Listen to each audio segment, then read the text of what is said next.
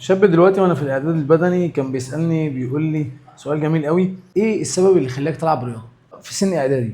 بدات العب جيم وبدات ان انا العب فنون قتاليه، بدات العب كونغ فو، بدات اتخبط في كذا رياضه علشان احاول ان انا اعمل حاجه مهمه جدا في سن المراهقه كل واحد بيحب ان هو يعملها. وانت صغير حاول ان انت تلعب اي رياضه، لان الرياضه فعلا هتزود عندك الثقه بالنفس. لو ما كانش الرياضه هي اللي تخليك تدخل في النقطه دي او ان انت تكتسب الحاجه دي، فهتلاقي حاجات تانية بديله. في حاجات كتير ابنك هيفتقدها حتى في قرارات حياته، والسبب ان هو ما كانش راجل رياضي وهو صغير. ما تقولش انا نفسي ابني يعمل الحاجه اللي انا ما عملتهاش وتحطه في الحته اللي انت عايزها انت.